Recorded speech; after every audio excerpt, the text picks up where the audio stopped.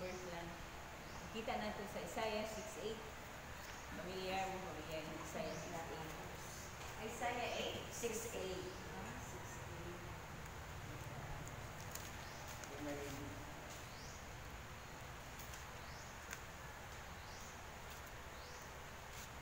Nasa pastor itong pambayan, familiar sila. Isaiah 6. Prophet Isaiah. Nag-ingon. Nag-ingon sa Isaiah 6:8. And I heard the voice of the Lord saying, Whom shall I send, and who will go for us? Then I said, Here I am, send me. Send me. A mission text ni siya, mission text ni siya. So, kabalo na kisa si Prophet Isaiah, sa major prophet in the Bible. And sa question nila, kanila kung story kinani, tawag siya sa whole chapter of this Isaiah 6. Pagtawag sa Ginoo kang Isaiah. Sa kamisyon ng trabaho. Then, ang ato pa nila, ang Ginoo nagtawag sa iya, the call of God and the response of Isaiah. Ato pa nila, ang duha ka question ang ikuan sa Ginoo. Pagtawag sa isa question. Whom shall I send? Who will go for us? So, ang kuan naman, siya ang Ginoo nag-ingon na, pero nag-ingon siya, batayan na ito nga, na singular o plural pronoun. Singular, whom shall I call? Who will go for us? Kanang, us o I. So, nagpasabot lamang ang atong Ginoo, ang Ginoo nagtawag sa iya, siya lang ang Ginoo, pero doon ay, diri nakita ang Trinity of God. So, kay us and who will go for us. So, balo na ta, we believe in the Trinity of God, God the Father, God the Son, the Holy Spirit. Ngayon, na to, ang baba nini,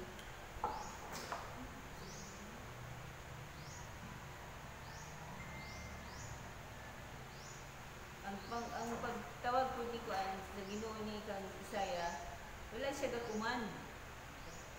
Wala siya gakuman. It's a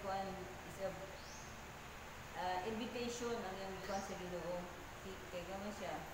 Kung siya may nga, Isaiah, go. Go, kumano na, no? Ang tanang, kinsa ako ipadala. O kinsa mag-auban ka na ako. So, wala siya kuman, kung dili nangita siya o volunteers. So ang Ginoo nagpagtrabaho siya sa makatawhan. No? He is a creation God. He is so powerful and He is mighty because He cannot do it for Himself. Di niya mabuhat, He can do everything, can do all things. But nagtrabaho siya sa iyang creation o sa mga tao, nag-invite siya of partner in His work. So, nabala na ito nga, partner in His work to redeem the Israelites kanina panahon, to redeem the Israelites kay luwason sila, ibalik sila sa Ginoo ng katuyuan. So, nangita ang Ginoong partner, ang response po ni Kuan Isaiah, kuan very quick o sure siya sa iyang response. Wala siya pagduha-duha sa pagtubag sa tawag sa Ginoo. Here I am, send me. Di ako, padala ko. Kaya before siya nagtubag before siya gikuan naka-encounter siya sa Ginoo sa verses 1 to 5 kita nang diha. Nakita niya may angel nga picture out pa na angel nga kuan mo pako pero nagkuan yun so ipakita ito ang angels nagkuan sila nagkanta sila holy holy holy is the God.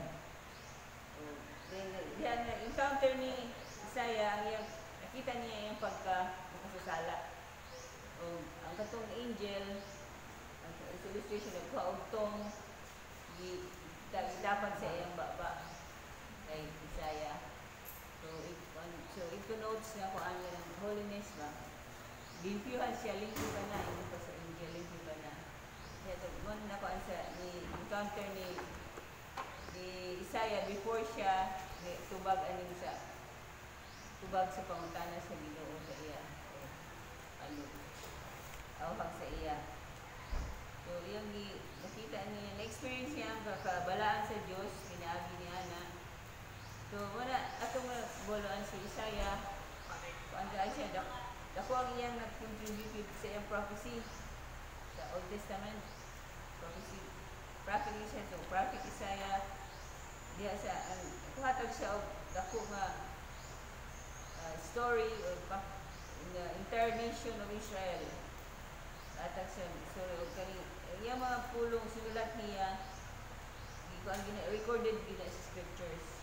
At yung mga records niya nag-point gikan Jesus sa Old Testament na yung mga sinulatan, yung prophecy, nag-discover pa Jesus. Ito kay Jesus. Sa kanina verse as reflection sa ato ang character sa Ginoo, ito ba ang Ginoo ang character, iyang pagkagamhanan o iyang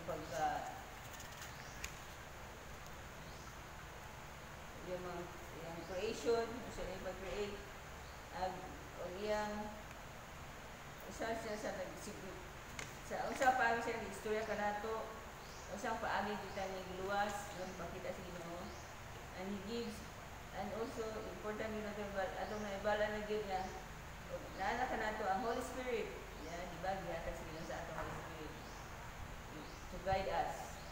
Holy Spirit gihatag nato. Ang Ginoo wala siya dili siya mamubos ka nato kung tawag ang vision niya, di siya mamubos. Ang iyang kuan is he is only inviting. Kasama sa gibuhat niya kang kuan Isaiah. Wala siya gikuman sa Isaiah, hindi invite kanato maging partner sa redemptive work, ang makaluwas na plano sa Ginoo sa kaluwasan. Diba? Kaya redemptive work through sending His own Son sa earth. Wala ang kuan, ka-invite ang Ginoo na. So, sa ato po nga part, maka-respond po ta the same way Isaiah did. Hindi mo na maka-respond para kay Isaiah. Since you know and trust the character and nature of God. Kaya wala man ta sa Ginoo. Kabalo ta sa iyang mahimo, sa iyang character, kabalo ta. So we can respond kung tawagan mo ta sa Ginoo.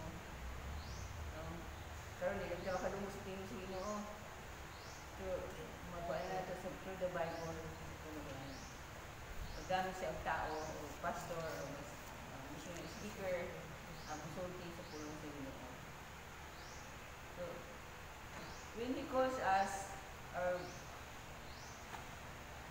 kung tawag daw sa Ginoo, atong first reaction should be voluntarism. Volunteer ta. So, our best ability is our availability. Atong best ability na ito kung available ta. So, sa karon available ta na diyan sa karon. So, if we are willing to be sent, God can use us in incredible ways. Kung willing ka magpagamit, tagaan sa Ginoo ug kuan mga incredible ways na mahimo nato. Dungagan natong talento, dungagan natong kadasig, dungagan natong gusto nato. Ang Ginoo mo buhatag niya na. To point others to the risen Jesus, gamiton ta sa maka-lead sa mga tao into Jesus. Moving Jesus. Just like Isaiah, we can partner with him as he sent us as ambassadors into reaching our community. Para kang Isaiah, mahing ka partner sa Ginoo as ambassador. Christ ambassador. Para sa atong komunidad. Kung ato na nabuhat as an application nato. So we are in mission kita, diya karon. presente kulang ta diri wala tanan pero we're doing the mission work. Atong gitawagan ta sa mission committee or outreach group, no? Tawag kita. So we are doing the redemptive plan of God regarding sa salvation. Nabuhat na ta. So God knew our hearts if really we are His volunteer partners. Ang kabalong Ginoo karon kung kita ba gid yung volunteer partners sa niya. Kita na grupo. Kita lang makatubag ana sa Ginoo. So God can use our abilities if we are available. So available man ta karon magamit ka sa Ginoo. So para ako retire na available na paggamit sa Ginoo. Ang dili pa retired ani ko ano. Tulura pa mo retired na ana. Si Carmen na retired. Available na ang mga kagalingon para sa Ginoo. And strongly responded to God. Ang Ginoo na kabalo nga atong response is strongly true. Ginoo ba gina atong pag-respond. So when we said here I am Lord, send me to new paradise. Ina nakayutan natin. Send me to new paradise. Or here I am Lord, send me to la misma. Ano no? Ato. So ang Ginoo na kabalo sa atong response. Truly volunteerism ba atong gibuhat sa pagbuhat ng buluhaton karon nato padayon sa atong mission ng buluhaton sa NCCC. Umalang to ang challenge sa ato pukaw na to kagalingon nga we really volunteer for the Lord's work, the plan, God's work. So dalangin ninyo Ginoo salamat na ikaw ay may plano gyud sa matag usa ka namo.